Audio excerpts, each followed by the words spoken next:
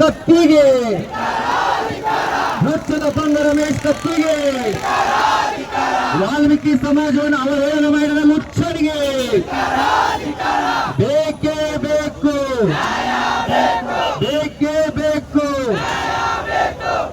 ರಮೇಶ್ ಕತ್ತಿ ಬಂಧನ ಆಗಲೇಬೇಕು, ಆಗಲೇಬೇಕು. ರಮೇಶ್ ಕತ್ತಿ ಬಂಧನ, ರಮೇಶ್ ಕತ್ತಿ ಬಂಧನ. ವಾಲ್ಮೀಕಿ ಸಮಾಜವನ್ನ ಅವಹೇಳನ ಮಾಡಿದ ಲುಚ್ಚ ರಮೇಶ್ ಕತ್ತಿಗೆ, ವಾಲ್ಮೀಕಿ ಸಮಾಜವನ್ನ ಅವಹೇಳನ ಮಾಡಿದ ರಮೇಶ್ ಕತ್ತಿಗೆ.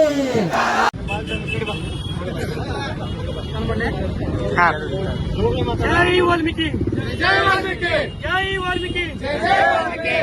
ನಿನ್ನೆ ಡಿಸಿಸಿ ಬ್ಯಾಂಕ್ ಚುನಾವಣೆಯ ಸಂದರ್ಭದಲ್ಲಿ ಬೆಳಗಾವಿಯಲ್ಲಿ ರಮೇಶ್ ಕತ್ತಿ ಈ ವಿಶ್ವ ಪರಂಪರೆಯನ್ನು ಹೊಂದಿದಂತ, ವೀರ ಸಮಾಜವನ್ನು ಹೊಂದಿದಂತ, ಈ ರಾಷ್ಟ್ರಕ್ಕೆ, ಈ ರಾಜ್ಯಕ್ಕೆ ಬಹುದೊಡ್ಡ ಕೊಡುಗೆಯನ್ನು ಕೊಟ್ಟಂತ ಸಮಾಜವನ್ನ ಮತ್ತು ಯಾವುದೇ ರಾಜಕಾರಣಕ್ಕೆ, ಯಾವುದೇ ರಾಜಮನೆತನವನ್ನು ಮುನ್ನಡೆಸಲಿಕ್ಕೆ ದಂಡಾಧಿಕಾರಿಗಳು, ಸೇನಾಧಿಕಾರಿಗಳು, ಸೇನಾಧಿಪತಿಗಳ ಏನಾದರೂ ದಳಪತಿಗಳಿದ್ರೆ ಅದು ನಮ್ಮ ಸಮಾಜದವರು, ಅದು ನಮ್ಮ ವಾಲ್ಮೀಕಿ ಸಮಾಜದವರು.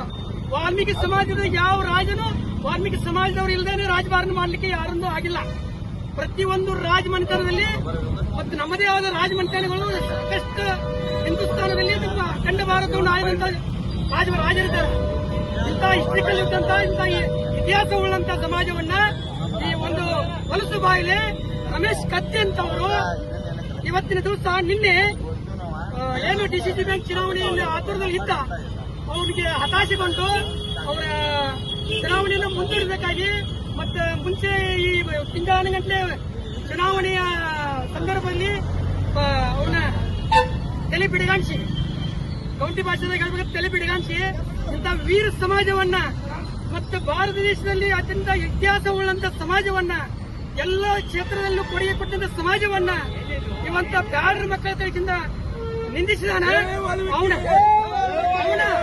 ಅವನ ಎಲ್ಲ ತಾಲೂಕಿನಲ್ಲಿ, ಎಲ್ಲ ಹೋಬಳಿ ಮಟ್ಟದಲ್ಲಿ ಈಗಾಗಲೇ ಎಫ್ಐಆರ್ ಕೆಲವೊಂದು ಕಡೆ ದಾಖಲಾಗಿದಾವ. ಈಗೂ ನಾವು ಸ್ವತಃ ನಾವೇ ಕಂಪ್ಲೀಟ್ ದಾಖಲು ಮಾಡುತ್ತೇವೆ. ಎಫ್ಐಆರ್ ಆಗಿದೆ.